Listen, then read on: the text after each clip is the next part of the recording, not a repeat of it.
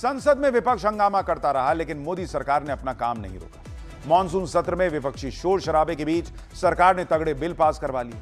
वंदे मातरम, अपमान रोकथाम bill, public examination में धांधली रोकने वाला बिल, जन्म मृत्यु पंजीकरण संशोधन बिल, सुप्रीम कोर्ट के जजों की संख्या बढ़ाने वाला बिल, एमएसएमई संशोधन और टैक्सेशन बिल। मतलब मोदी सरकार ने विपक्ष को झटका भी दिया, जिस पर इंडी वालों से ना बोलते बन रहा है, ना ही हंगामे का मकसद ही क्लियर कर पा रहे हैं वो।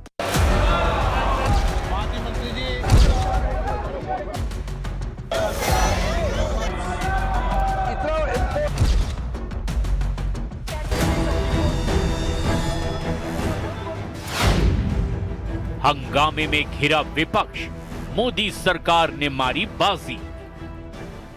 संसद का मॉनसून सत्र, वेल में हंगामा, नारों की गूंज, हाथों में तख्तियां और बार बार स्थगित होती कार्यवाही।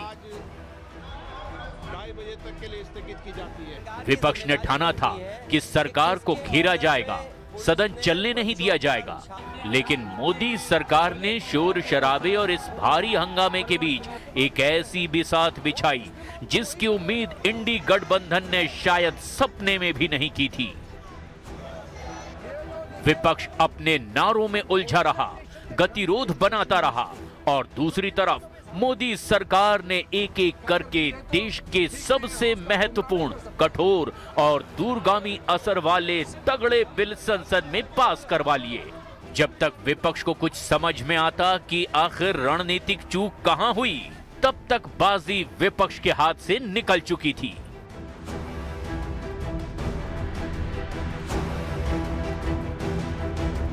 यानी 11, 12 और 13 अगस्त कुछ तो जबरदस्त हो सकता है। माहौल तगड़ा बन गया है कि अगले कुछ दिनों में संसद में कुछ तो बड़ा होने जा रहा है और इसीलिए हड़कंप मचना शुरू हो गया, व्हिप जारी हो रहे हैं। इंडी गठबंधन वालों को लग रहा था कि संसद का यह सत्र तो हंगामे में कट जाएगा। ये लोग सोचकर बैठे थे कि हंगामा करते रहेंगे तो नरेंद्र मोदी ने जो बड़ा प्लान बनाया है सब फेल हो जाएगा। संसद के अंदर और बाहर दोनों ही जगह इंडी गठबंधन वालों ने बवाल काटा।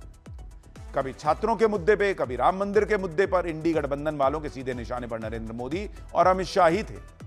ये लोग रोज कह रहे हैं कि नरेंद्र मोदी कहां है, अमित शाह कहां है, जबकि पीएम मोदी हो या गृह मंत्री अमित शाह, दोनों लगातार संसद आ रहे हैं, लगातार मीटिंग्स कर रहे हैं। सरकार को जो बिल पास करवाना है वो बिल पास हो जाए या जो अभी पास कराना है वो हो रहे हैं, लेकिन ये लोग यही पूछते रह गए कि ये लोग कहां हैं। विपक्ष के जोरदार हंगामे के बीच कुल 6 बिल अब तक पास हो चुके हैं। इस मौके पर केंद्रीय संसदीय कार्य मंत्री किरेन रिजिजू ने विपक्ष पर तंज कसते हुए कहा कि विपक्ष में कोई भी ऐसा नहीं बचा जो हिस्सा लेना चाहते थे। हमने सबसे आग्रह किया था। मैंने खरगे जी से भी कहा कि अपने कांग्रेस के एमपीओ को थोड़ा समझाइए, कम से कम बिल में तो हिस्सा लें, चर्चा करें। लेकिन खरगे जी भी अपने कांग्रेस के सांसदों को समझा नहीं पाए। उनका व्यवहार बहुत खराब था और लोकसभा में कोई दूसरा समझाने वाला नहीं। राहुल गांधी तो आए नहीं और विपक्ष के बाकी लोगों को भी कोई नहीं समझा पाया। बहुत दुखी हूं कि पार्लियामेंट में 2 बिल्स पास किए और सरकार के पक्ष में जो लोग थोड़ा बोले, विपक्ष के लोग बिल्कुल नहीं बोले, हंगामा किया, इसलिए मैं दुखी हूं। कैसे मोदी सरकार ने विपक्ष के हर पैंतरे को नाकाम कर दिया। आखिर कौन से हैं वो कड़े कानून जो इस हंगामे के बीच पास हो गए, अब जरा उसे भी जान लीजिए। वंदे मातरम, राष्ट्रीय सम्मान वाला बिल, परीक्षा में धांधली, पेपर लीक वाला बिल, जन्म मृत्यु पंजीकरण संशोधन बिल, एमएसएमई विकास संशोधन विधेयक, उच्चतम न्यायालय न्यायाधीशों की संख्या संशोधन विधेयक, कराधान और अन्य विधि संशोधन विधेयक 2026, इनकम टैक्स संशोधन। इन बिल से जुड़े अहम आंकड़ों को भी अब जान लीजिए। 20 जुलाई से 9 अगस्त 2026 तक कुल 8 सरकारी बिल पेश किए गए। 6 बिल कम से कम एक सदन में पारित हुए। 4 बिल लोकसभा और राज्यसभा दोनों सदनों से पारित हो गए। 2 बिल सिर्फ लोकसभा से पारित हुए।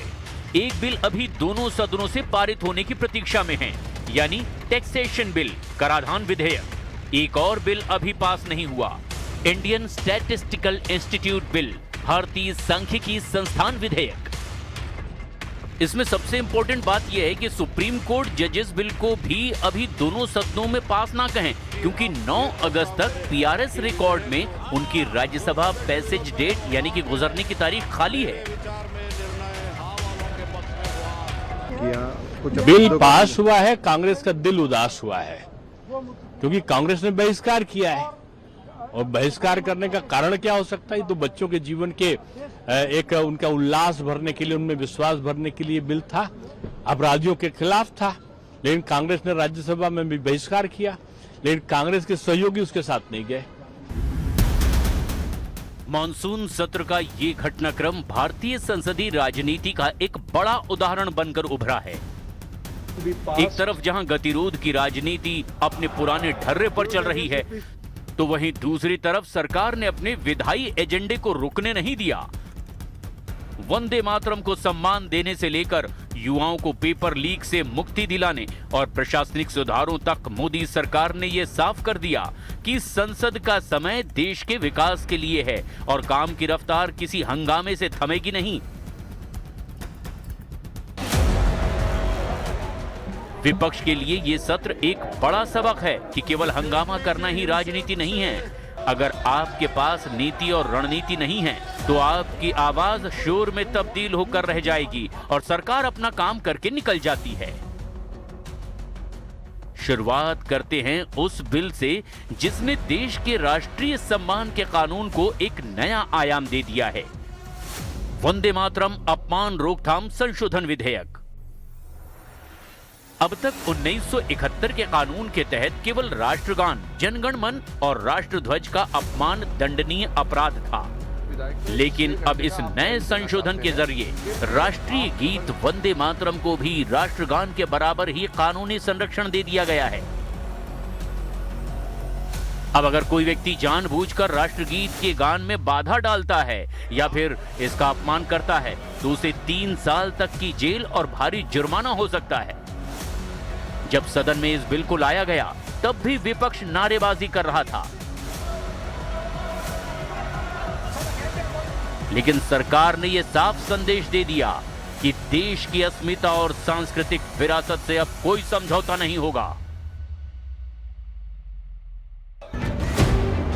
विपक्ष इस पर राजनीतिक रुख भी तय नहीं कर पाया और बिल दोनों सदनों में पास हो गया। राज्यसभा से 29 जुलाई को और लोकसभा से 30 जुलाई को, यानी दोनों सदनों से यह बिल पारित हो गया। लोकसभा में इस पर चर्चा का समय सिर्फ 14 मिनट और राज्यसभा में 1 घंटा 1 मिनट दर्ज है। यह बिल राष्ट्रगीत के सम्मान और उसके अपमान से जुड़े कानूनी प्रावधानों को लेकर काफी महत्वपूर्ण है। वंदे मातरम का अपमान कांग्रेस के मंचों पर कई बार देखा गया। वंदे मातरम का अपमान कई विपक्षी दलों के मंच पे देखा गया। वंदे मातरम का विरोध कई कांग्रेसी नेताओं से लेकर बाकियों ने किया और सरकार ने उसको राष्ट्रगान के बराबर स्थान देने का काम किया। ये स्वागत योग्य कदम है, इसका विरोध क्यों? दूसरा बड़ा झटका उस माफिया को लगा जो युवाओं के भविष्य से खिलवाड़ करता था। पब्लिक एग्जामिनेशन यानी prevention of unfair means amendment bill pass हो चुका है। देश के करोड़ों छात्र सालों साल मेहनत करते हैं, लेकिन पेपर लीक और परीक्षा में धांधली उनके सपनों को तोड़ देती है। विपक्ष संसद में इस मुद्दे पर राजनीति करता रहा, लेकिन जब बिल पास कराने की बारी आई तो विपक्ष बिल में हंगामा कर रहा था। लेकिन सरकार ने पेपर लीक और धांधली वाला ये बिल भी पास करा लिया। सरकार ने पब्लिक एग्जामिनेशन यानी कि prevention of unfair means amendment bill pass करके पेपर और शिक्षा माफियाओं की नकेल कस दी है। सरकार ने इस कड़े कानून में संगठित अपराध और पेपर लीक करने वाले सिंडिकेट के लिए 10 साल तक की जेल और 10 करोड़ रुपए तक के जुर्माने का प्रावधान किया है। अब परीक्षाओं में गड़बड़ी करने वाली एजेंसियों की संपत्तियां भी जब्त होंगी। युवाओं के हित में उठाए गए इस कदम से विपक्ष के पास अब बोलने के लिए कोई ठोस तर्क नहीं बचा है। इस बिल के माध्यम से जिस तरह से सजा की अवधि को बढ़ाया गया, पेनल्टीज को कई गुना वृद्धि किया गया। मैं मानता हूं कि इन कठोर प्रावधानों के चलते हुए भविष्य में कोई भी पेपर लीक करने जैसा गुनाह या घिनौना काम करने से पहले कई बार सोचेगा।